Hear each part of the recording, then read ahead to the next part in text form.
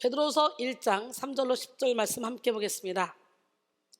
그의 신기한 능력으로 생명과 경건에 속한 모든 것을 우리에게 주셨으니 이는 자기의 영광과 덕으로서 우리를 부르신 이를 알므로 말미암음이라. 이로써 그 보배롭고 지극히 큰 약속을 우리에게 주사 이 약속으로 말미암아 너희가 정욕 때문에 세상에서 썩을 것을 피하여 신성한 성품에 참여하는 자가 되게 하려 하셨느니라. 그러므로 너희가 더욱 힘써 너희 믿음의 덕을, 덕의 지식을, 지식의 절제를, 절제의 인내를, 인내의 경건을, 경건의 형제우애를, 형제우애의 사랑을 더하라. 이런 것이 너희에게 있어 흡족한즉 너희로 우리 주 예수 그리스도를 알기에 게으르지 않고 열매 없는 자가 되지 않게 하려니와 이런 것이 없는 자는 맹인이라. 멀리 보지 못하고 그의 옛 죄가 깨끗하게 된 것을 잊었느니라. 그러므로 형제들아 더욱 힘써 너희 부르심과 택하심을 굳게 하라. 너희가 이것을 행한즉 언제든지 실족하지 아니하리라. 성령이 주도하는 삶 세 번째 시간, 성령이 주도하는 인격이라는 제목으로 함께 은혜를 나누길 원합니다. 이 세상은 날이 가면 갈수록 세련되고 고급스러운 발전을 추구하며 급변하고 있습니다. 점점 높아져가는 지식 수준은 스스로를 고상한 존재로 느끼게 하고 날로 새로워지는 과학 문명의 발달은 스스로를 유능한 존재로 느끼게 하며 빠르게 변화하는 문화는 삶의 질을 높여주고 있다고 생각하게 합니다. 그 속에서 알게 모르게 쌓여가는 우울감과 높아져가는 스트레스 지수는 육의 풍성이 곧 영의 풍성을 만들지 못한다는 분명한 증거가 됩니다. 사람들은 영의 궁핍이 만든 불안과 공허를 육의 풍요와 편안으로 채워보려고 하고 병든 영혼이 만든 우울과 두려움을 육의 쾌락으로 덮어보려고 합니다. 그러나 이 세상이 주는 감정과 쾌락은 잠깐 스쳐 지나갈 뿐 후에는 더 큰 불행과 허무만 안겨줄 뿐입니다. 갈수록 태산처럼 느껴지는 마음의 무거움과 삶의 어려움은 우리의 발목을 묶어서 무능한 삶을 살게 합니다. 이에 대해 조지 스위팅은 어떤 곳을 채우려면 먼저 그곳을 비워야 한다. 당신의 인생이 무기력하다면 그것은 당신이 완전하게 성령의 지시를 따르지 않기 때문이다 라고 말했습니다. 사랑하는 성도 여러분, 육의 힘은 결코 우리의 내면까지 도달하지 못합니다. 그러나 영의 힘은 우리의 인생 전체를 끌어갈 수 있을 만큼 대단한 힘을 가지고 있습니다. 영적으로 깨어난 사람은 깨어난 인생을 살게 되고 영적으로 풍요를 누리는 사람은 풍요로운 인생을 살게 됩니다. 영의 지혜가 충만한 사람은 똑똑하고 지혜로운 인생을 살고 영의 힘이 강한 사람은 권세 있는 삶을 살아갑니다. 그러므로 오늘 우리는 먼저 우리의 내면의 능력, 곧 영의 능력을 받아야 됩니다.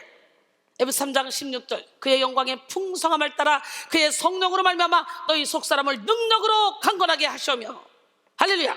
요한 3서 2절에 보니까 사랑하는 자여 내 영혼이 잘된 같이 내가 범사에 잘되고 강건하기를 내가 간구하노라 그랬어요. 우리의 영은 성령의 주도하심을 받을 때만 강해질 수 있습니다. 위대한 부흥사 무디는 뉴욕에서의 어느 날 성령의 임재를 강하게 느끼고 다음과 같이 고백했습니다. 아, 그날 그것을 어떻게 표현할 수 있단 말인가? 그것은 입 밖에 내기조차도 조심스럽다. 그것은 이름을 붙일 수 없을 정도로 신성하며 나는 단지 하나님이 그의 자태를 나에게 드러내셨다고 밖에는 말할 수가 없다. 나는 너무나 큰 하나님의 사랑을 체험하여 하나님의 손길이 나에게서 영원히 떠나지 말기를 간절히 기원했다. 나는 전도를 계속했다. 설교는 전과 거의 같았고 그렇다고 해서 새로운 진리를 표현한 것도 아닌데 많은 사람들이 구원을 받았다. 나는 결코 축복의 체험 이전의 나날들로 되돌아가지는 않을 것이다 라고 고백했습니다. 이런 맥락에서 헨리 발리는 세상은 아직도 어떤 사람이 하나님께 완전히 속하게 되면 하나님이 그를 통해서 어떤 것을 하실 것인지는 모른다고 말했습니다. 그러므로 우리는 오직 성령의 충만함을 입어 성령이 주도하는 삶을 살아야 돼요. 성령이 주도하는 삶을 사는 사람은 이전과는 완전히 다른 삶을 살게 됩니다. 성령은 이전에 우리가 붙잡고 있던 한계와 틀을 다 깨십니다. 우리가 상상했던 것 이상의 삶을 살게 하십니다. 성령은 아무것도 아닌 자를 유능한 자로 만들어주십니다. 무지한 자를 지혜롭게 만들어주시고 연약한 자를 담대하게 만들어주십니다. 고린도서 6장 8절 10절 우리는 속인자 같으나 참되고 무명한 자 같으나 유명한 자요 죽은 자 같으나 보라 우리가 살아있고 징계를 받는 자 같으나 죽임을 당하지 아니하고 근심하는 자 같으나 항상 기뻐하고 가난한 자 같으나 많은 사람을 부욕해 하고 아무것도 없는 자 같으나 모든 것을 가진 자로 다 그랬어요. 그러므로 성령이 주도하는 삶을 사는 자에게 지금의 가난, 지금의 약함, 지금의 무능은 문제가 되지 않습니다. 오늘 성령의 강력한 기름 부음만 받으면 우리도 능력 있는 삶을 살 수 있습니다. 오직 성령이 너에게 임하시면 너희가 권능을 받고 예루살렘과 온 유대와 사마리아와 땅끝까지 이르러 내 증인 되리라. 사도행전 1장 8절 주님은 말씀하셨어요. 오늘 성령의 충만함을 받읍시다. 그리고 성령이 주도하는 삶을 살아갑시다. 성령이 주도하는 인격을 소유합시다. 여호수아 23장 10절에 너희 중 한 사람이 1000명을 쫓으리니 이는 너희의 하나님 여호와 그가 너희에게 말씀하신 것 같이 너희를 위하여 싸우심이라. 이사야 60장 22절에 그 작은 자가 천령을 이루겠고 그 약한 자가 강국을 이룰 것이라. 때가 되면 나 여호와가 속히 이루리라 그랬어요. 성령이 사용하시는 사람은 육신의 눈으로 보기에 어느 정도의 가능성과 재능을 가지고 있고 인정할 만한 교양을 갖추고 있는 자가 아니에요. 하나님이 보시기에는 사람이 아무리 큰 재능을 가지고 있어도 그것으로 사람을 판단하지 않습니다. 우리는 하나님 앞에서 아무것도 자랑할 수가 없어요. 결국 하나님이 원하시는 사람은 하나님을 사랑하는 사람이에요. 잠언 8장 17절에 나를 사랑하는 자들이 나의 사랑을 입으며 나를 간절히 찾는 자가 나를 만날 것이라 그랬어요. 자신의 아집과 고집을 꺾지 못하고 자존심을 무너뜨리지 못한 사람은 결코 성령의 인도를 받을 수 없습니다. 내 생각과 내 이론으로 계산하고 독립적으로 행동하고 말하는 자는 성령이 주도하는 삶을 살아갈 수가 없습니다. 그래서 하나님은 우리가 하나님이 사용하시기 좋은 그릇이 될 때까지 우리의 아집과 고집을 꺾으시고 자존심을 무너뜨리는 훈련을 허락하시는 거예요. 욥도 훈련받을 때 욥은 하나님이 아무리 욥을 사랑하셨어도 훈련시킬 때는 보여주시지 않았어요. 욥기 23장 8절 10절 그런데 내가 앞으로 가도 그가 아니 계시고 뒤로 가도 보이지 아니하며 그가 왼쪽에서 일하시나 내가 만날 수 없고 그가 오른쪽으로 돌이키시나 배울 수 없구나. 그러나 내가 가는 길을 그가 하시나니 그가 나를 단련하신 후에는 내가 순금같이 되어 나오리라 그랬어요. 우리는 자신을 무너뜨리는 훈련을 통해 강하고 딱딱한 사람은 하나님이 쓰실 수 없다는 진리를 깨닫게 됩니다. 하나님이 쓰시는 사람은 성령께 완전히 의탁된 부드러운 영혼입니다. 그러므로 우리는 그 무엇보다도 성령이 주도하는 삶을 살기 위해 나를 무너뜨리고 자를 십자가에 못 박아야 돼요. 골로새 3장 3절 4절 이는 너희가 죽었고 너희 생명이 그리스도와 함께 하나님 안에 감추어졌습니다. 우리 생명이신 그리스도께서 나타나실 그때에 너희도 그와 함께 영광 중에 나타나리라 그랬어요. 그리고 우리의 영혼을 예수 그리스도의 보혈로 깨끗하게 씻어야 합니다. 디모데 후서 2장 20절로 21절 보니까 큰 집에는 금그릇과 은그릇뿐만 아니라 나무그릇과 질그릇도 있어 귀하게 쓰는 것도 있고 천하게 쓰는 것도 있나니 그러므로 누구든지 이런 것에서 자기를 깨끗하게 하면 귀히 쓰는 그릇이 되어 거룩하고 주인의 쓰심에 합당하며 모든 선한 일에 준비함이 되리라 그랬어요. 오늘 우리 모두 다 마음을 성결하게 정결하게 깨끗하게 해서 모든 선한 일에 준비함이 되어 하나님이 기뻐하시는 삶을 살아가기를 소원합니다. 나 자신을 무너뜨리는 훈련에 가장 강력하게 연결되어 있는 것이 바로 인격입니다. 인격은 지성, 감성, 의지, 즉 지정의 그리고 이 지정의를 떠받치고 있는 영성이 내면 안에 형성되어 성격 또는 기질로 외면으로 드러나는 것인데요, 우리의 인격은 우리의 말과 행동으로 드러납니다. 누가복음 6장 45절에 보니까 선한 사람은 그 마음에 쌓은 선에서 선한 것을 내고 악한 자는 그 쌓은 악에서 악을 내나니 이는 마음에 가득한 것을 입으로 말함이니라 그랬어요. 성경은 말에 실수가 없는 사람은 온전한 사람이라고 말합니다. 야고보서 3장 2절에 우리가 다 실수가 많으니 만일 말에 실수가 없는 자라면 곧 온전한 사람이라 능히 온 몸도 굴레 씌우리라 그랬어요. 여기서 실수하다를 뜻하는 단어 프타이오메는 걸려서 비틀거리다, 걸려서 넘어지다 라는 뜻으로 잘못하다, 죄를 짓다 라는 의미로 사용되고 있습니다. 야고보는 말에 실수가 없는 사람을 온전한 사람이라고 말하는데요, 그만큼 말에 실수를 하지 않기가 어렵다는 거죠. 온몸도 굴레 씌우리라는 것은 말에 실수를 하지 않는 온전한 사람은 자신의 온몸, 즉 모든 행동을 스스로 완벽하게 조절할 수 있다는 사실을 말하고 있는 것입니다. 우리는 자주 말과 행동을 통해 사람에게 상처를 줍니다. 부정적인 말, 냉정한 말, 정죄하는 말을 내뱉어서 사람들을 실족시키고 좌절하게 만듭니다. 무시하는 행동과 공격하는 눈빛으로 사람들의 마음을 상하게 하기도 합니다. 또 하나님을 원망하며 불신앙의 말을 내뱉어 하나님의 마음을 아프게도 하고, 미련한 행동, 게으른 행동으로 하나님의 일을 그르치기도 합니다. 그래서 하나님은 사랑하는 자녀에게 연단을 통해서라도 이런 부분을 다듬어가고 고쳐가시는 거예요. 궁극적으로 그 근원에 있는 우리의 인격이 새로워지기를 원하시는 거죠. 우리는 말과 행동의 근원에 있는 인격의 새로움을 덧입어야 합니다. 그러나 이것은 절대로 우리의 힘으로 되는 것이 아니에요. 오직 성령의 능력을 덧입어야만 되는 거예요. 시편 141편 3절, 여호와여 내 입에 파수꾼을 세우시고 내 입술의 문을 지키소서. 성령이 주도하는 삶을 사는 사람은 그의 인격까지 성령께 완전히 사로잡히게 됩니다. 성령의 지배받는 삶을 살면 살수록 나는 사라지고 오직 내 안에 예수만 나타나게 되죠. 우리는 성령님께 장악될수록 본래 가지고 있던 본성, 품성, 기질은 사라집니다.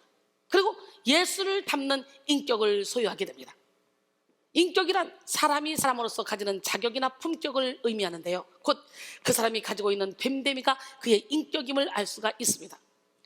평범한 대학 농구팀에 지나지 않았던 UCLA를 1960년에서 70년대 미국 대학 최강의 농구팀으로 이끈 전설적 감독은 존 우든입니다. 이 존 우든은 명성보다는 자신의 인격에 관심을 둬라. 왜냐하면 인격은 진정으로 내가 누구인지 말해주기 때문이다. 그러나 명성은 나에 대한 다른 사람들의 생각일 뿐이다 라고 말했습니다. 또한 존 맥스웰은 많은 사람들이 지식을 가지고 잠시 성공한다, 몇몇 사람들이 행동을 가지고 조금 더 오래 성공한다, 소수의 사람들이 인격을 가지고 영원히 성공한다 라고 말했어요. 우리 모두 다 인격을 가지고 영원히 성공하기를 원합니다. 여러분 모두 아름다운 인격을 소유합시다. 우리는 그리스도인으로서 그리스도인다운 자격과 품격을 가져야 됩니다. 하나님의 자녀답게, 하늘에 속한 자답게 살아가는 우리 모두가 되기를 원합니다. 배광호 씨의 책 그리스도인의 인격에 우리 그리스도인의 삶의 목표는 오직 예수 그리스도를 닮아가는 것이다. 예수 그리스도를 닮아간다는 것은 그의 인격을 닮아가는 것이라 할 수 있다. 모든 성도들의 소망은 주 예수 그리스도의 인격을 닮아 우리가 작은 예수가 되는 것이다. 예수 그리스도는 산상설교에서 너희는 세상의 빛과 소금이 되라고 말씀하셨다. 그리스도는 이 사명을 감당하기 위해 그리스도의 인격을 가져야 한다. 그리스도의 인격을 닮아가는 일은 평생 계속되어야 한다. 우리는 매일 그리고 순간마다 그리스도인의 인격을 닮아가는 훈련을 하며 닮아가야 한다라고 했습니다. 우리의 영성은 인격의 열매를 통해 증명됩니다. 인격의 열매 없이는 하나님을 기쁘시게 할 수도 없고 또한 세상의 빛을 발할 수도 없습니다. 세상이 기독교를 향해 맹렬히 손가락질을 하는 것은 사실 기독교를 향한 기대를 가지고 있기 때문이에요. 갈수록 악해지는 세상 가운데 성령이 주도하시는 참된 인격의 열매를 나타내는 우리 모두가 되기를 원합니다. 마태복음 5장 14절로 16절, 너희는 세상의 빛이라. 산 위에 있는 동네가 숨겨지지 못할 것이요 사람이 등불을 켜서 말 아래 두지 아니하고 등경 위에 두라니 이러므로 집안 모든 사람에게 빛이 내리라. 이같이 너희 빛이 사람 앞에 비치게 하여 그들로 너희 착한 행실을 보고 하늘에 계신 너희 아버지께 영광을 돌리게 하라 그랬어요. 우리는 날마다 예수 그리스도를 닮은 인격을 갖추어 하나님과 사람 앞에 존귀한 삶을 살아야 합니다. 주님을 닮아라. 우리 함께 찬양합니다.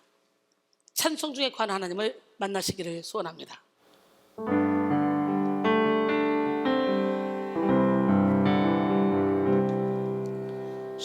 십자가를 바라보며 눈물 짓는 그 눈으로 형제들을 판단하니 그 어찐 일이뇨. 주님을 사랑한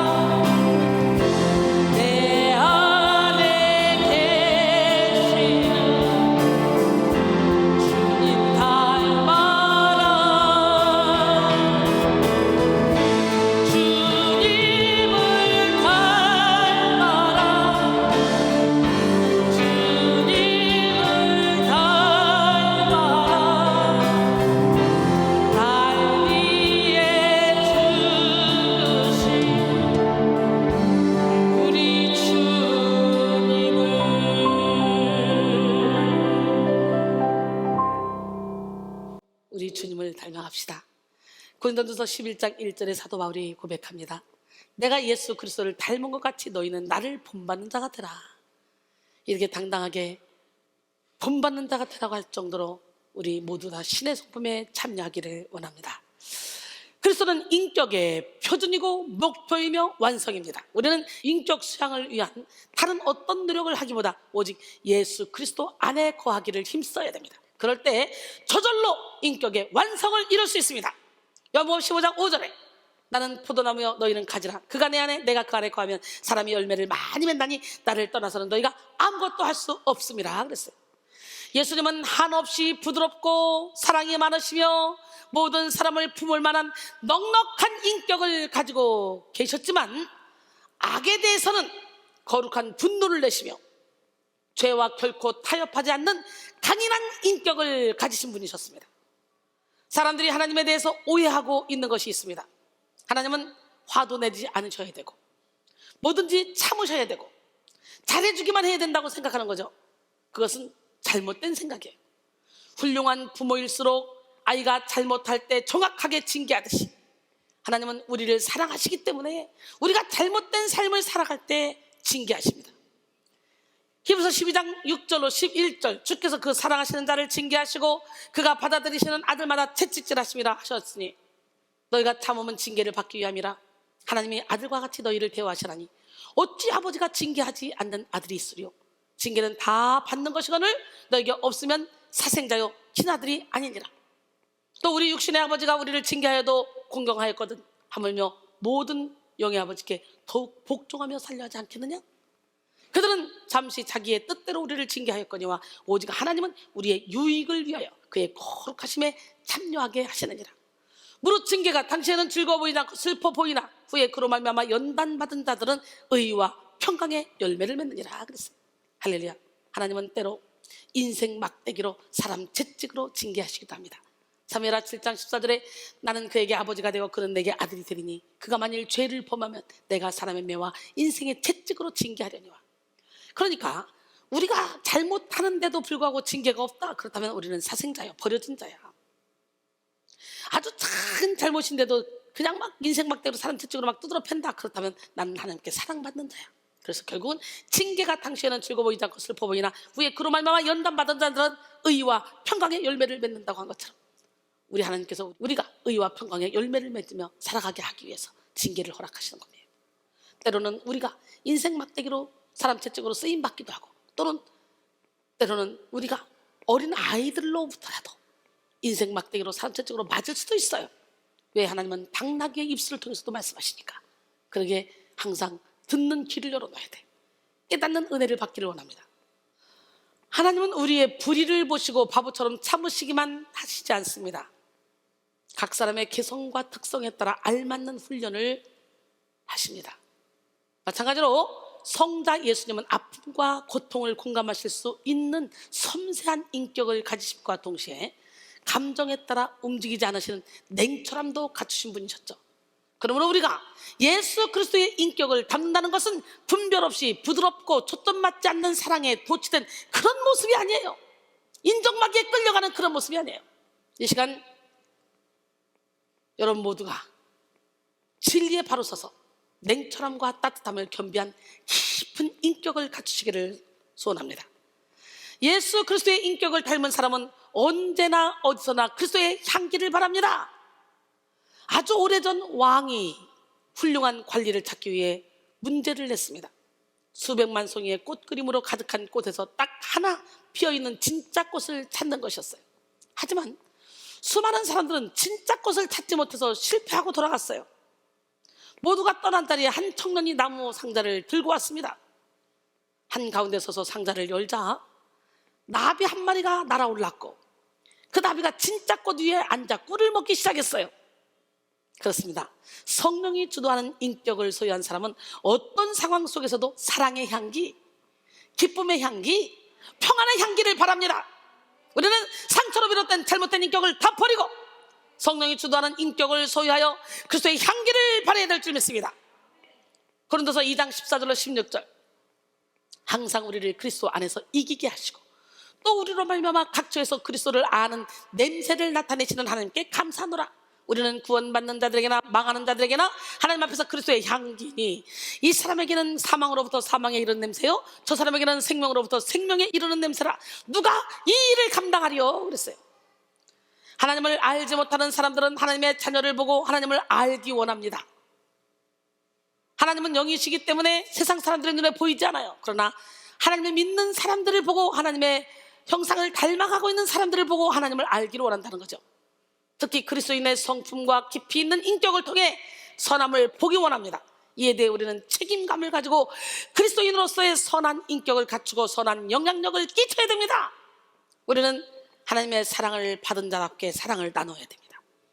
또한 하나님의 은혜를 누리고 있는 자답게 은혜를 베풀어야 됩니다. 그렇습니다.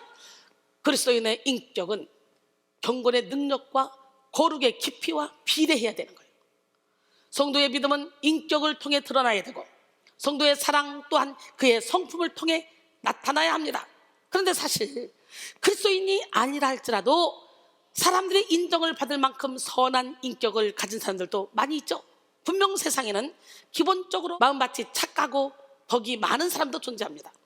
옛날 우리 어른들은요, 사람 뱀뱀이를 가지고 인간을 크게 세 부류로 나눴죠. 든 사람, 난 사람, 된 사람. 든 사람이란 지식이나 경험이 많이 축적돼 지혜로운 사람을 말하는데요, 소위 머리에 든 것이 많은 부류. 난 사람이란 말 그대로 남보다 훨씬 잘난 사람.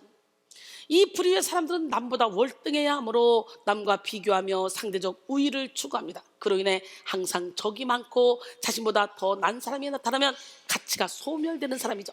그 다음에 된 사람. 이 된 사람이란 인격이나 품격으로 타인의 모범이 되고 어려운 이웃을 돕기를 주저하지 않는 사람입니다.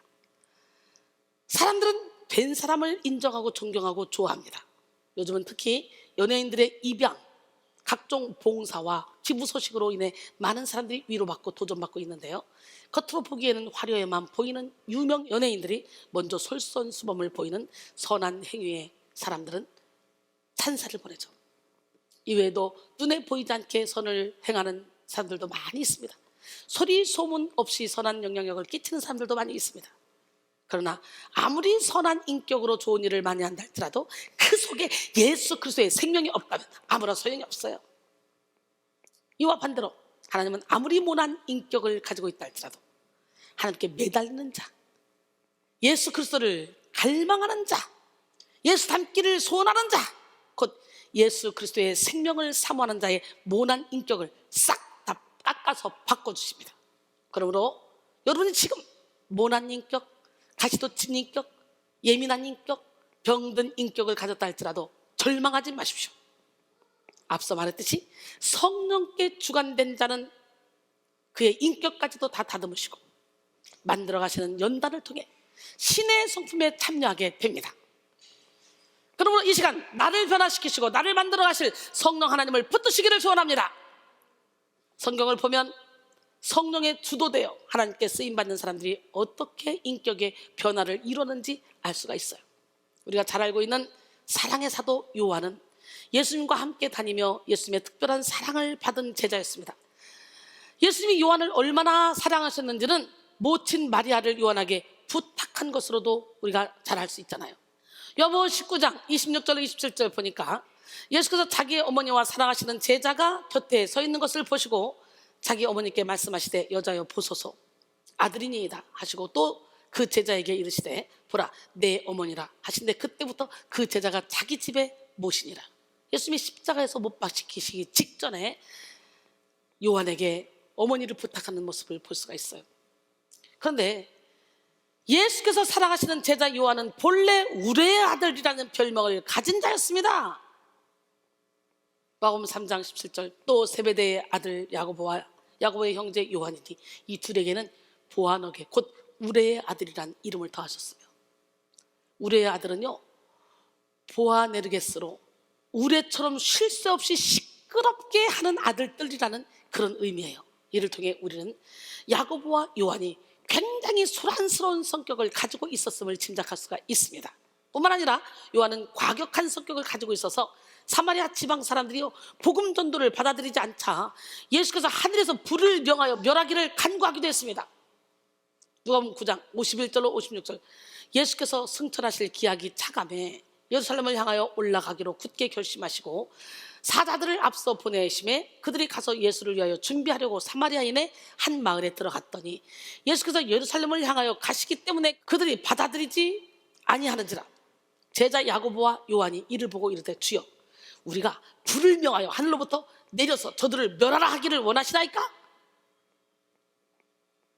예수께서 돌아보시며 꾸짖으시고 함께 다른 마을로 가시니라. 얼마나 과격하면 불을 명해서 그냥 확 내려서 다 막 그냥 불살라버리자는 거예요. 자기들 마음에 안 들어. 얼마나 과격합니까? 기가 막히지. 본래 요한은 처음 부르심을 받았을 때도 주저함 없이 예수를 따랐던 적극적인 성격의 소유자였죠. 마태복음 4장 21절로 22절. 거기서 더 가시다가 다른 두 형제 곧 세베대의 아들 야고보와 그의 형제 요한이 그의 아버지 세베대와 함께 배에서 그물 깁는 것을 보시고 부르시니 그들이 곧 배와 아버지를 버려두고 예수를 따르니라. 그래서 이렇게 요한에게는 화끈하고 열정적이며 담대한 인격도 있었고 지나치게 과격하고 참지 못하는 인격도 있었습니다. 그때까지 요한은 사랑의 사도라고 불려지기에는 다듬어지지 않은 모습이 아주 많았어요. 그러나 요한은 예수께서 승천하신 후 오순절 마가닥방에 모여 기도에 힘쓸 때 강력한 성령의 임재를 느꼈고 이후로는 성령의 능력으로 복음을 증거하는 데 힘썼습니다. 그가 얼마나 성령에 압도되었는지 죽음도 그의 열정을 막지 못했는데요. 당시 황제 도미티아누스는 자신이 살아있는 때부터 신이라고 선포했던 자예요. 본인 이름에 도미티아누스 신전을 만들어서 시민들에게 경배받기를 원했습니다. 그래서 기독교인들을 색출해서 박해하는데 도미티아누스 신전을 이용했다고 합니다. 병사들을 시켜서 무작위로 사람들을 신전으로 데리고 와서 도미티아누스 동상 앞에 경배하며 분향하기를 강요했습니다. 끌려온 사람들이 혹시라도 황제 숭배를 거부하면 기독교인이라고 단정해서 감옥에 가두고 박해를 가하던 그런 때였습니다. 에베소에서 사역하던 사도 요한도 도미티아누스 신전 앞을 지나가다 로마 군사들에게 연행되었어요. 요한이 황제의 동상 앞에서 경배하기를 거부하자 로마에 연행되어 가서 독배를 마셨으나 아무런 해를 받지 않았어요. 그래서 펄펄 끓는 기름가마 속에 던져졌는데 요한은 죽지 않았어요. 나중에는 어쩔 수 없이 반모섬으로 유배됐는데 요한은 반모섬에서 하나님의 계시를 받아서 요한계시록을 기록했습니다. 이렇게 요한은 성령에 압도되어 초인적인 인생을 살았던 사람이에요. 다니엘 세 친구가 풀무불에 들어가서도 불에 타지 않았고 다니엘이 사자굴에 들어가도 살아나왔잖아. 그런 것처럼 오늘 시간에 성령이 주도하는 삶을 사는 우리 모두가 되기를 원합니다. 무엇보다도 성령이 주도하는 삶을 살았던 요한의 인격은 마침내 예수 그리스도를 닮은 모습으로 변화되었습니다. 그래서 사랑의 사도라는 별명이 있잖아요. 사랑의 사도로 변화된 요한은 말년에 강단에 올라서면 늘 사랑하는 자들아 우리가 서로 사랑하자라고 설교하곤 했다고 합니다. 요한일서 4장 7절로 8절. 사랑하는 자들아 우리가 서로 사랑하자. 사랑은 하나님께 속한 것이니 사랑하는 자마다 하나님으로부터 나서 하나님을 알고 사랑하지 아니하는 자는 하나님을 알지 못하나니 이는 하나님은 사랑이심이라. 할렐루야. 오늘 본문의 저자 베드로 또한 성령이 주도하는 인격으로 변화된 기적의 주인공입니다. 여러분 모두가 다 성령이 주도하는 인격으로 변화된 기적의 주인공들이 다 되셔서 이 땅에서 천국을 이루고 선한 영향력을 끼쳐서 한나라를 확장시키는 일에 존귀하게 쓰임받는 축복의 통로가 되기를 원합니다. 할렐루야.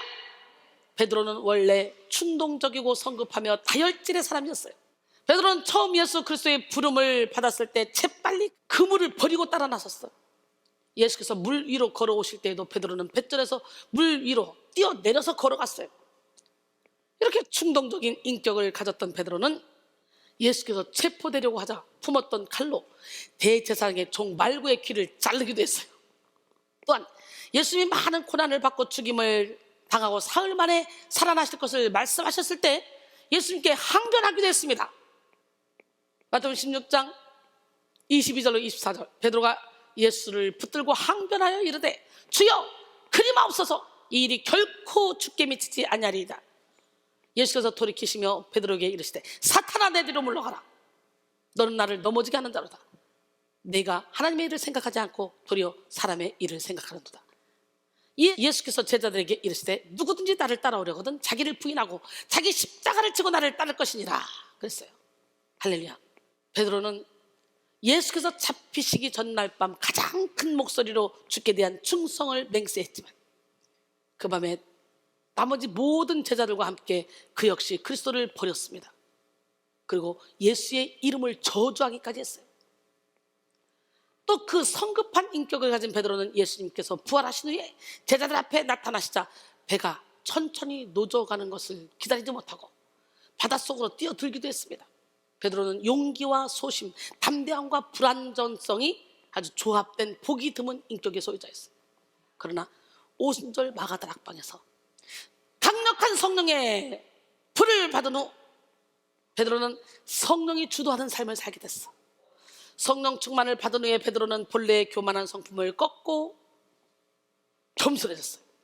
성령 충만을 받은 베드로는 이제 더 이상 예수님의 수제자라는 이유로 교만하지 않았습니다. 오히려 더 큰 사명이 있음을 인하여 하나님만을 더욱더 의지하는 겸손한 인격의 소유자가 되었습니다.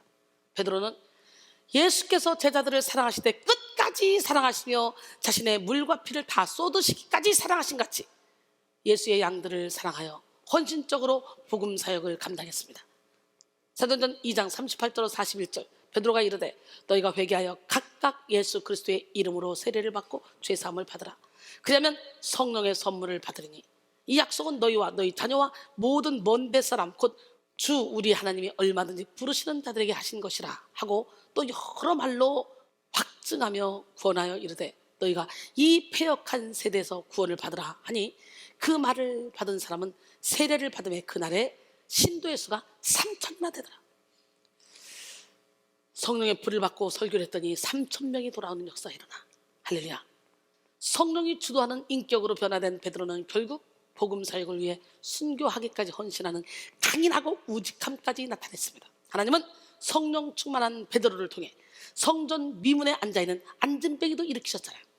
또한 베드로의 그림자만 봐도 귀신 떠나와 병이 고쳐지는 축복의 통로로 사용하셨어요. 우리 모두 다 그렇게 쓰임받기를 원합니다. 그래서 우리는 그 아무도 나는 변화될 수 없다고 말할 수 없어요. 성격이 어떤 사람이라 할지라도 성령으로 충만하면 변할 수 있다는 것을 성경은 말하고 있어요. 그들은 분명히 처음에는 초점도 맞지 않고 하나님보다 앞서 나갔으며 잔인하거나 혈기 충만하기도 했던 사람들이었잖아요. 성령이 주도하는 인격을 가진 베드로는 오늘 본문을 통해 신성한 성품에 참여하는 자가 되라고 권면하고 있습니다. 오늘 본문 베드로서 1장 3절로 4절 그의 신기한 능력으로 생명과 경건에 속한 모든 것을 우리에게 주셨으니 이는 자기의 영광과 덕으로서 우리를 부르신 이를 알므로 말미암음이라. 이로써 그 보배롭고 지극히 큰 약속을 우리에게 주사 이 약속으로 말미암아 너희가 정욕 때문에 세상에서 썩어질 것을 피하여 신성한 성품에 참여하는 자가 되게 하려 하셨느니라 그랬어요. 오늘 우리는 장성한 분량에 이르는 믿음을 가져야 됩니다. 우리는 단단한 음식을 먹을 수 있는 그런 믿음을 가져야 됩니다. 오늘 본문에서 신성한 성품은 신의 성품에 참여하는 자로 해석할 수 있습니다. 성품에 해당하는 피세오스는 본성, 본질을 뜻하는 말인데요, 본문에서는 어떤 인격체를 다른 이로부터 구별해주는 본유적 특성과 속성의 총체를 의미하는 말로 사용됐습니다. 즉 이는 하나님의 본유적 특성을 가리키는 말이죠. 즉 신성한 성품에 참여하는 것은 우리 안에 내재되어 있던 하나님의 본성, 하나님의 성품을 깨우라는 말이에요. 영 깨라. 할렐루야. 베드로는 하나님의 형상을 닮아 창조된 우리 내면에 하나님을 닮은 모습이 있고 성령에 참여한 자가 된 자의 내면에 성령이 주도하는 인격이 있다고 보았습니다. 그리고 오직 그리스도와의 참된 연합을 통해서 성령의 교제로서만 신의 성품에 참여할 수 있음을 시사한 것이죠. 그러므로 우리는 성령이 주도하는 삶을 통해 우리 안에 내재되어 있던 예수 그리스도의 인격을 깨울 수 있습니다. 그렇다면 우리가 구체적으로 어떻게 성령이 주도하는 인격, 곧 신성한 성품에 참여할 수 있는지 살펴보겠습니다.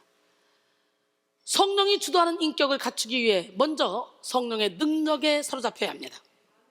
요한복음 16장 12절로 14절 내가 아직도 너에게 이를 것이 많으나 지금은 너희가 감당하지 못하리라. 그러나 진리의 성령이 오시면 그가 너희를 모든 진리 가운데로 인도하시리니 그가 스스로 말하지 않고 오직 들은 것을 말하며 장래 일을 너희에게 알리시리라.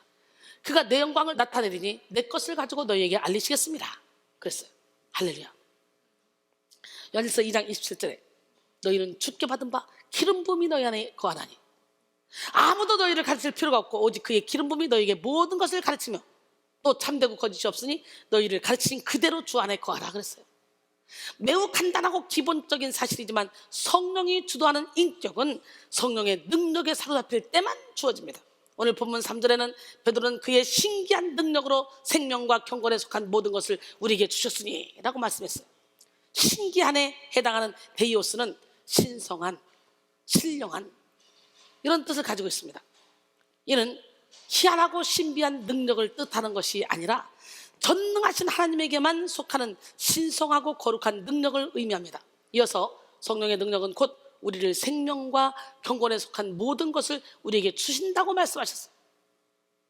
생명은 헬라어 조예로 영적인 생명, 즉 살아계신 그리스도의 생명을 의미합니다. 또한 경건은 유세베이아로 올바르게 하나님을 예배하다 라는 뜻을 가지고 있습니다. 이는 구체적으로 하나님의 뜻에 대한 공경과 하나님을 향한 도덕적인 삶의 방식을 의미합니다.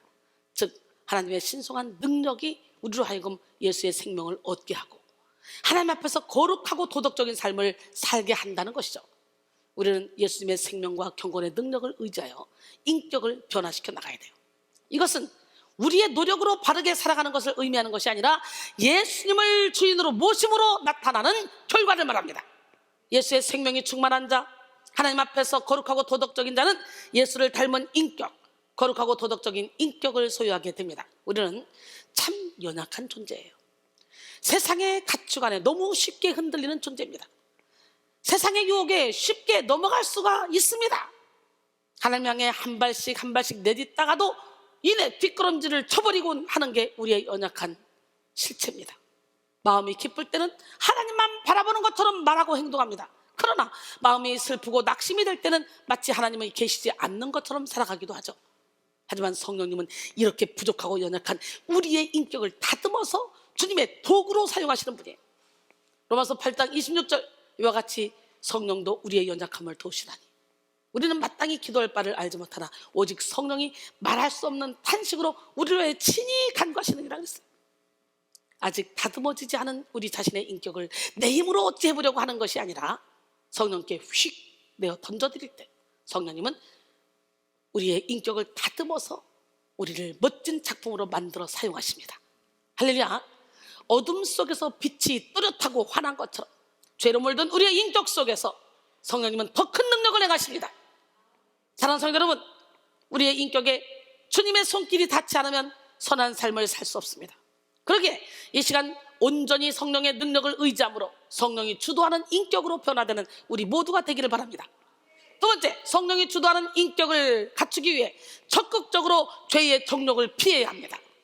오늘 본문 4절에서 정욕에 해당하는 에피디미아는 욕심, 탐심, 그리고 욕망으로 번역되는데요. 이는 인간의 욕망이나 열망을 나타내는 말로서 항상 인간을 지배하는 죄에 대한 표현입니다. 정욕은 하나님을 떠난 인간 속에 존재하는 열정적인 힘으로서 육체의 욕심을 추구하게 합니다. 정욕을 따르는 자들은 성령에 주도된 삶을 살기보다는 자신의 힘으로 살게 됩니다. 정욕을 따르는 자들은 하나님보다 자신을 더 사랑합니다. 이 정욕을 가지고 기도하면 하나님이 절대로 그 기도에 응답도 해주지 않습니다. 정욕은 부정한 성적 욕망, 하나님보다 높아지고자 하는 교만한 마음, 물질적인 욕심, 다른 사람의 재물을 탐내는 것 등등 인간이 가질 수 있는 죄를 포괄하는 말입니다. 정욕을 이기지 못해 자기 자신을 욕망의 충동에 내어맡긴 사람은 이미 죄의 지배 아래 있는 것이고 이런 사람은 궁극적으로 멸망에 이를 수밖에 없습니다. 갈라디아서 5장 24절에 그리스도 예수의 사람들은 그 정욕과 함께 욕심과 탐심을 십자가에 못 박았다는 거예요. 오늘 이 시간에 여러분 모두가 다 정욕과 탐심을 십자가에 못 박읍시다. 우리는 땅에 속한 정욕을 버리고 성령이 주도하는 인격을 소유해야 돼요.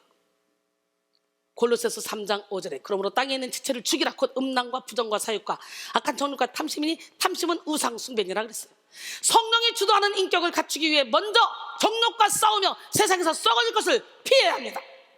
썩어질 것에 해당하는 푸도라는 썩어짐, 썩을 것, 부패, 멸망 등으로 번역됩니다. 이 단어는 기본적으로 육체적 썩어짐뿐만 아니라 정신적, 도덕적 부패까지도 모두 포함합니다.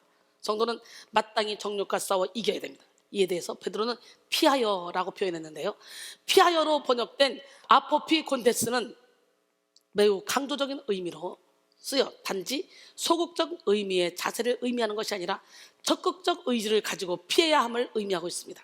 우리가 세상과 싸울 수 있는 방법은 오직 하나님 안에서 주의 뜻에 따르는 길밖에 없습니다.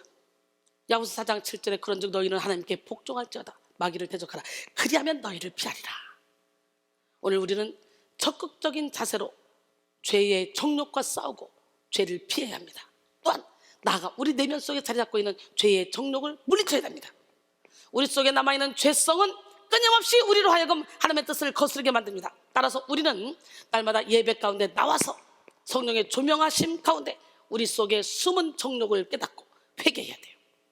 하나님이여 나를 살피사 내 마음을 아시며 나를 시험하사 내 뜻을 하옵소서.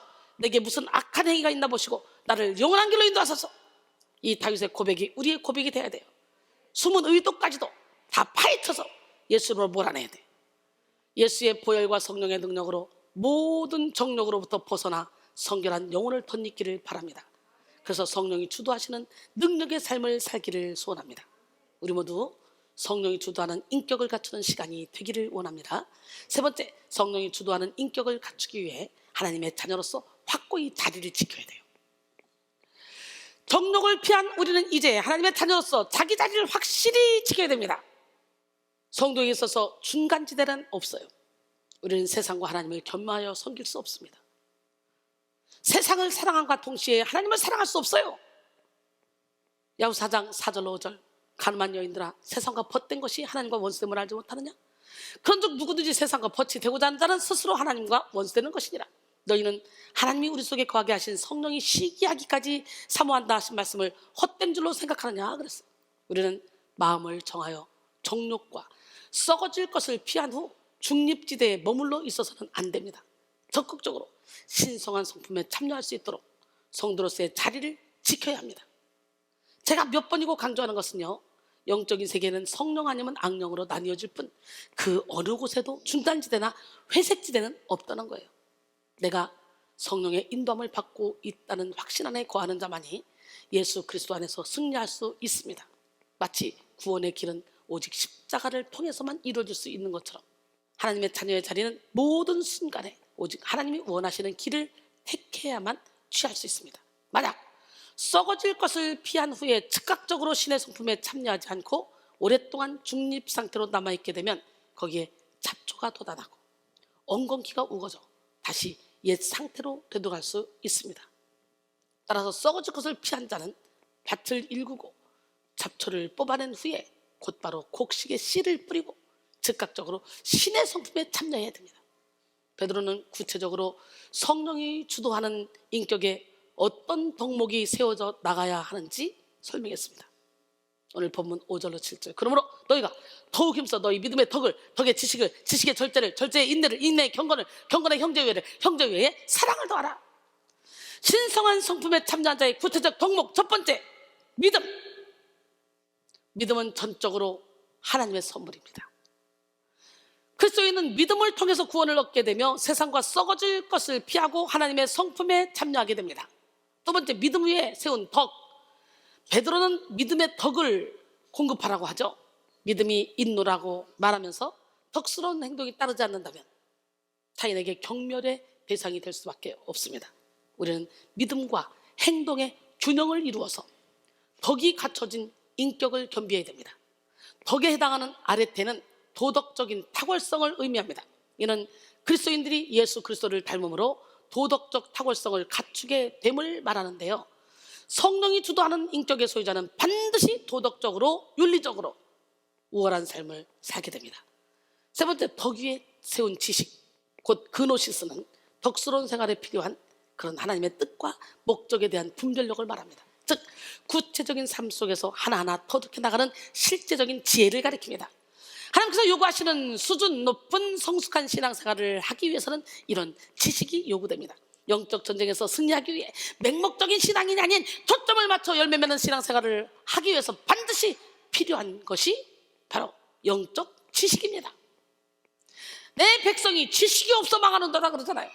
호세아 6장 3절에 보니까 하나님을 힘써 아뢰래요. 할렐루야. 그 다음에 지식 위에 세운 절제 곧 앵크라테이아는 내부적으로 향하는 힘, 즉 자제력을 의미합니다. 절제는 무절제한 육체적 방종을 삼가게 하며 하나님의 뜻을 거절하게 하는 죄를 이길 수 있는 능력입니다. 더 나아가 지식 위에 세워진 절제는 지식으로 인해 자신을 높이고 자신의 지식을 의지하여 하나님 아는 것을 대적하게 하는 죄를 다스리게 합니다. 절제 위에 세운 인내 곧 히포모네는 힘들고 어려운 상황 아래에서 피하지 않고 자기 자리를 지키는 것을 말합니다.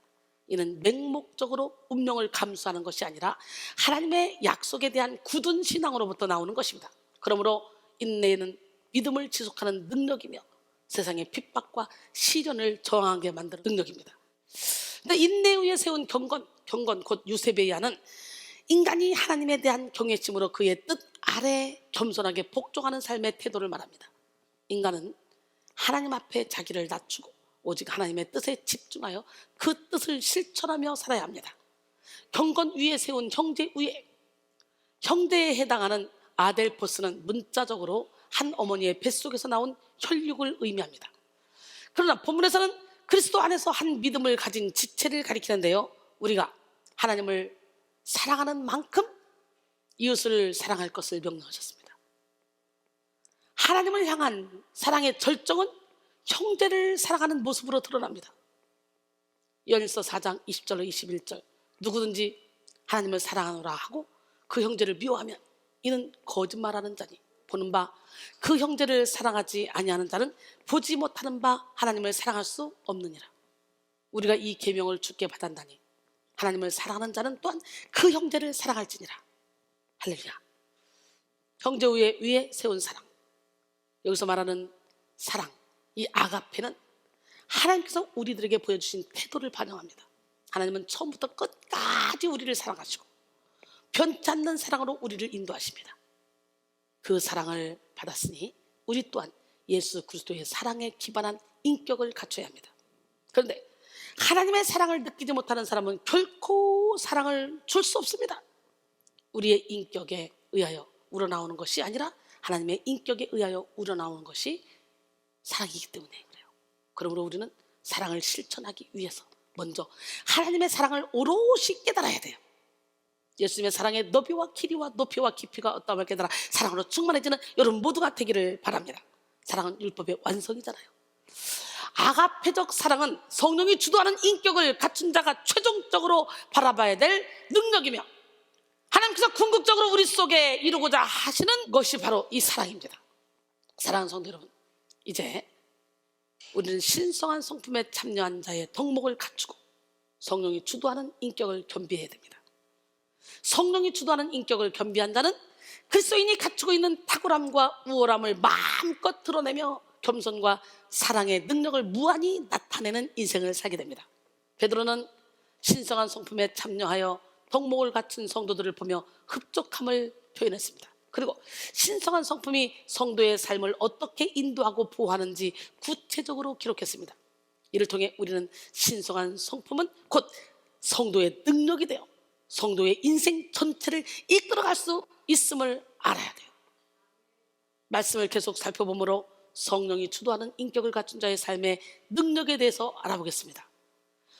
성령이 주도하는 인격을 갖춘 자는 게으름을 경계하고 열매를 맺습니다. 사랑이라 화평 인내 자비양선 충성 온유 절제의 열매를 맺는 우리 모두가 되기를 원합니다. 게으름은 만인의 적이며 성도를 무력하게 만드는 죄입니다.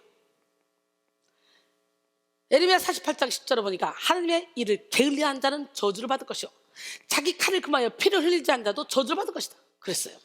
허버트는 게으르면 머릿속에 악마가 깃들기 쉽다. 사람이 열성을 다하면 자연히 용감해지고 애군이 옆에 오지 못한다. 게으르면 벌레가 꿰는다 라고 말했습니다. 토마스 브룩스는 게으른 그리스도인은 항상 평강과 만족과 신뢰와 확신, 이 네 가지를 결여하고 있다. 하나님은 기쁨과 게으름을 철저하게 분리시킨다 라고 말했습니다. 노력, 성실, 근면의 성품은 모두가 인정하는 덕목이었습니다. 그러나 요즘 노력과 성실과 근면은 조롱과 풍자의 대상입니다. 노력충이라는 인터넷 용어가 있는데요, 이는 인터넷 커뮤니티 사이트에서 만들어진 단어로 노력만 하면 무엇인지 극복하고 이룰 수 있다고 주장하는 사람들을 비꼬아 부르는 말입니다. 이는 노력, 성실만 강조하는 기성세대를 비꼬는 말로 개인의 능력이나 노력보다는 그 사람의 가정 환경이나 사회 구조적 요인이 현실을 좌우한다는 것입니다. 한마디로 노력을 평가절하하는 것이죠. 이처럼 현대사회는 노력하는 사람, 성실한 사람을 미련하게 여기는 사회가 되었습니다. 그러나 이는 자기 변명에 불과합니다. 게으름에서 벗어나지 못한 성도는 하나님이 이미 허락하신 선하고 좋은 것들을 소멸시키며 성도로서 지켜나가야 될 경건 생활을 놓치게 만듭니다. 그러면 우리는 게으름을 경계해야 돼요. 잠언 6장 9절로 11절, 게으른 자여 내가 어느 때까지 누워있겠느냐, 내가 어느 때에 잠이 깨어 일어나겠느냐, 좀 더 자자, 좀 더 졸자, 손을 모으고 좀 더 누워있자 하면 내 빈궁이 강도같이 오며 내 곤핍이 군사같이 이르리라. 예배를 게으리하면 여러분의 영혼이 가난해지는 거예요. 로마서 12장 11절에 부지런하여 게으르지 말고 열심을 품고 주를 섬기라 그랬어요. 성령이 주도하는 삶에는 결코 게으름이 자리 잡을 수 없습니다. 성령이 주도하는 인격을 갖춘 성도는 게으름을 경계하고 열매를 맺습니다. 오늘 본문 8절이죠. 이런 것이 너희에게 있어 흡족한즉 너희로 우리 주 예수 그리스도를 알기에 게으르지 않고 열매 없는 자가 되지 않게 하려니와. 할렐루야. 잠언 26장 13절로 14절, 게으른 자는 길에 사자가 있다, 거리에 사자가 있다 하느니라. 문짝이 돌적이를 따라 도는 것 같이 게으른 자는 침상에서 도느니라 그랬어요. 게으른 자는 자신의 책임을 회피하며 변명합니다. 어쩔 수 없다고 변명하면서 극복할 방안을 찾고 노력하는 것이 아니라 그 자리에서 안주하는 것이죠. 게으름은 반드시 무기력으로 이어집니다. 무기력은 하나님이 개개인에게 주신 삶의 목적을 깨달을 수 없는 무감각으로 이어집니다. 게으른 자는 성령께서 쓰실 수가 없어요. 베드로는 게으르지 않고 되지 않게 라는 이중 부정 구문을 사용하여 신성한 성품에 참여한 자들은 결코 게으르거나 열매 없는 자가 되지 않는다는 명확한 사실을 강조하고 있습니다. 그리스도인들은 게으름과 열매 없는 삶에서 보호받는다는 의미예요. 성령님은 부지런하고 열정적인 분이시기 때문이죠.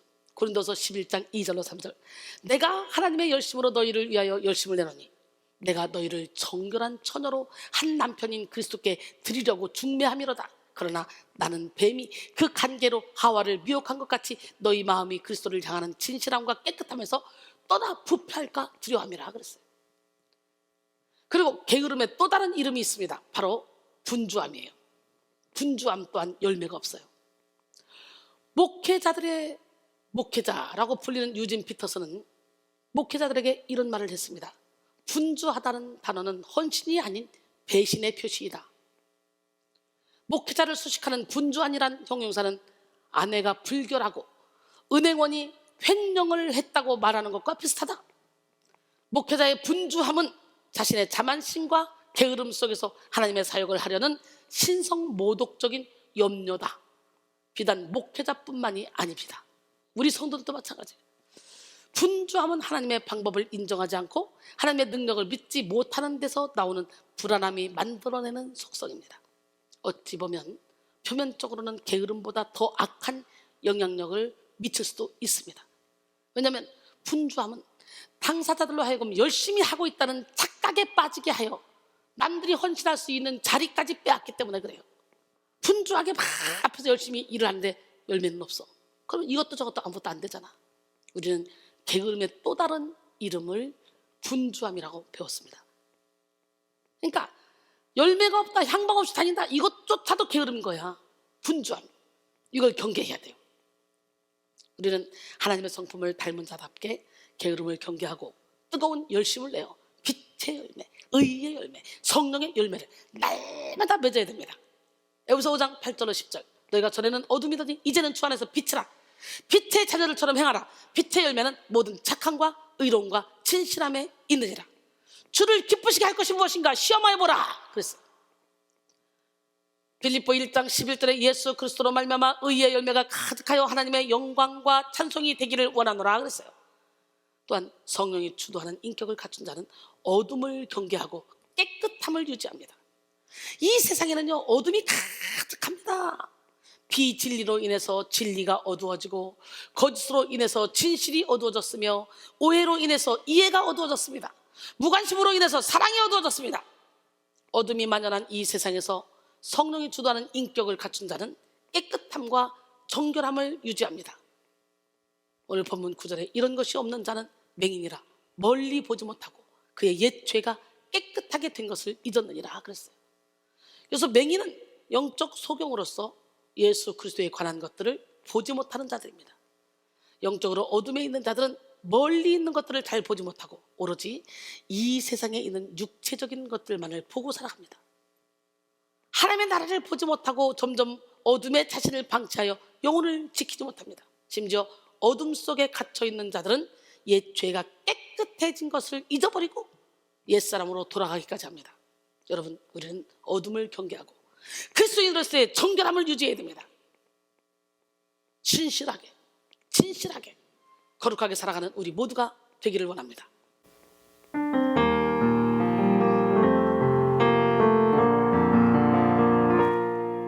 신실하게 거룩하게 살게 하소서. 신실하게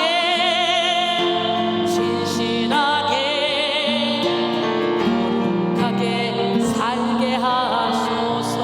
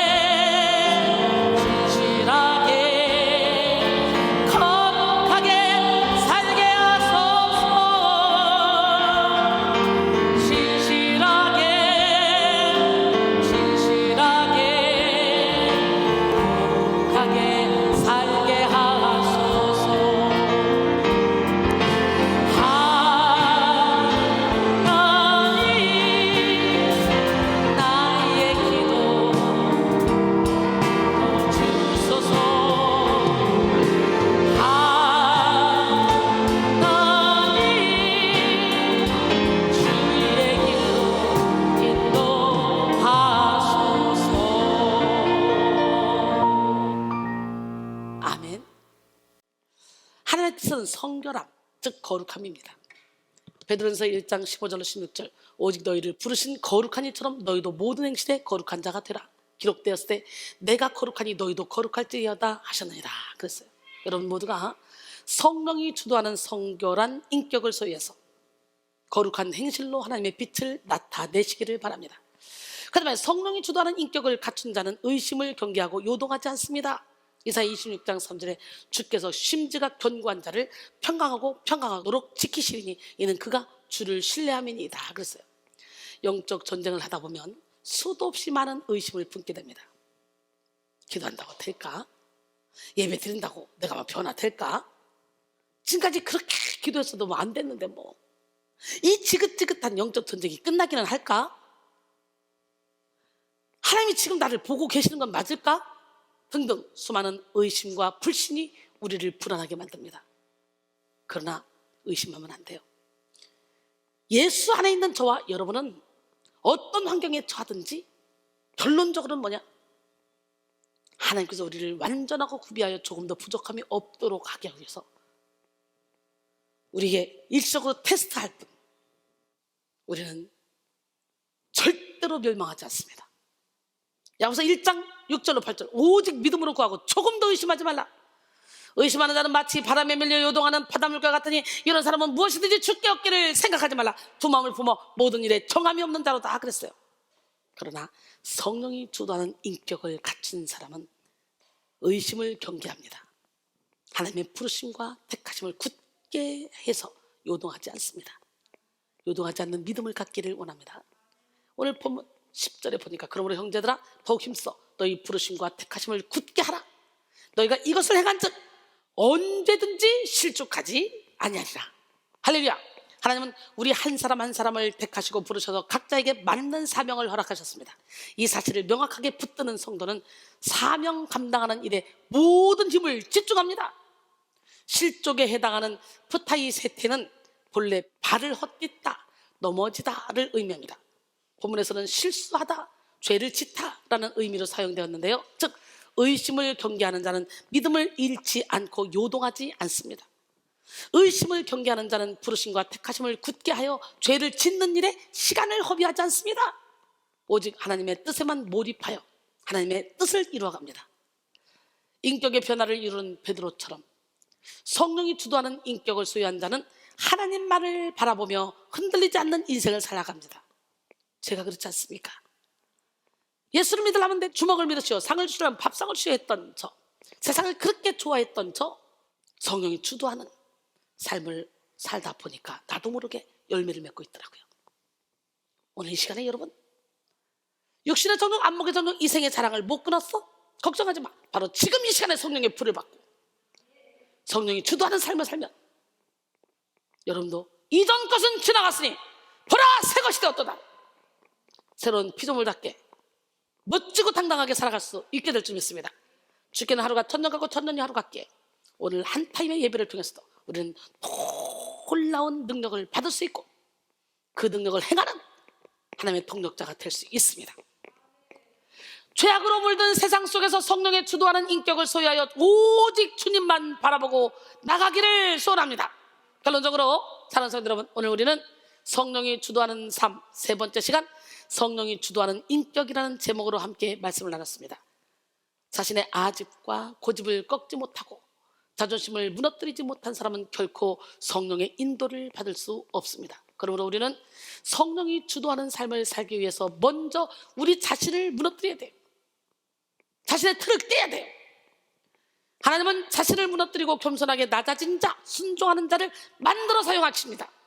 부족하고 연약한 것들을 다듬고 하나님이 쓰시기에 좋은 그릇으로 만들어 사용하십니다. 하나님은 우리의 모난 인격까지도 연단하시어 마침내 성령이 주도하는 인격을 갖추게 하십니다.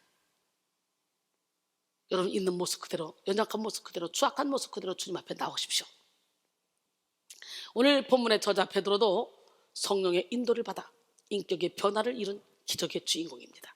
그리고 신성한 성품에 참여하라고 권면하는 담대함을 보였는데요, 우리는 이렇게 신성한 성품에 참여하여 성령이 주도하는 인격을 갖추기 위해서 먼저 성령의 능력에 사로잡혀야 돼. 할렐루야. 적극적으로 죄의 정욕을 피해야 됩니다. 그리고 하나님의 자녀로서 확고히 자리를 지켜야 됩니다. 하나님의 자녀는 또한 상속자, 그리스도와 함께한 상속자요. 우리가 그와 함께 영광을 받기 위해서 고난도 함께 받아야 된대요. 로마서 8장 17절에. 할렐루야. 신성한 성품에 참여한 자가 갖춰야 될 덕목은 믿음, 덕, 지식, 절제, 인내, 경건, 형제의 사랑입니다.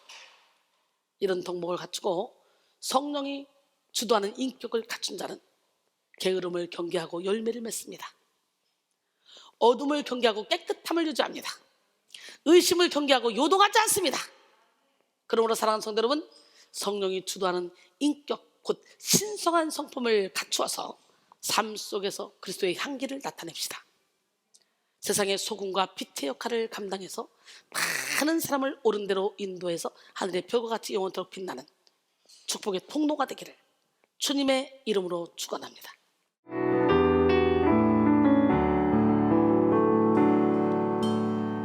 흔들리는 세상 속에서 이리저리 흔들리려네. 거친 파도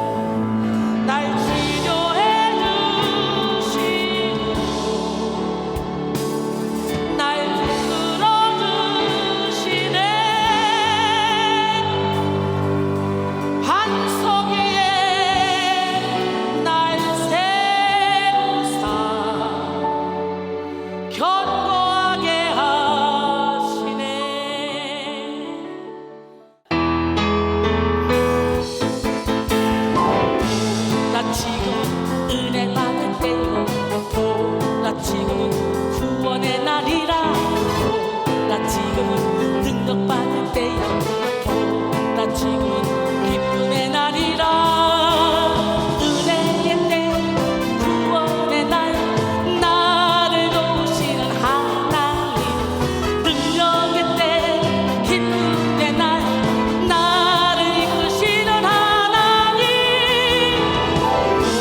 나 지금은 은혜 받을 때요 나 지금은 구원의 날이라 나 지금은 능력받을 때요 나 지금은 기쁨의 날이라 주는 나의 피난처라 주 하나님 찬양하라 나의 구원 주 하나님 경배하여라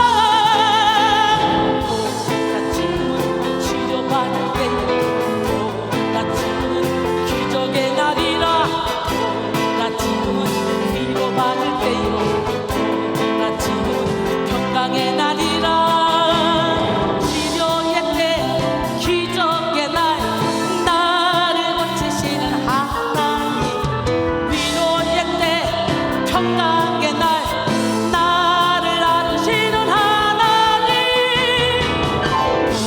나 지금은 치료받을 때요 나 지금은 기적의 날이라 나 지금은 위로받을 때요 나 지금은 평강의 날이라 주는 나의 피난처라 주 하나님 찬양하라 나의 구원 주 하나님 경배하여라 나 지금은 은혜 받을 때요 나 지금은 구원의 날이라 나 지금은 능력 받을 때요 나 지금은 기쁨의 날이라 은혜의 때 구원의 날 나를 도우시는 하나님 능력의 때 기쁨의 날 나를 이끄시는 하나님 나 지금은 은혜 받을 때요 나 지금은 구원의 날이라 나 지금은 능력 받을 때요 나 지금은 기쁨의 날이라 주는 나의 피난처라 주 하나님 찬양하라 나의 구원 주 하나님 경배하여라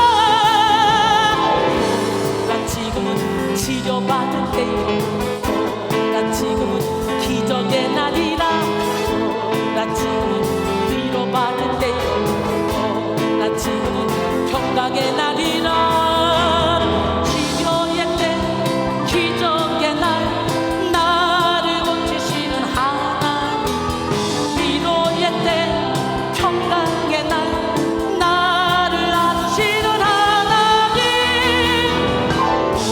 나 지금은 치료받을 때요 나 지금은 기적의 날이라 나 지금은 위로받을 때요 나 지금은 평강의 날이라 주는 나의 피난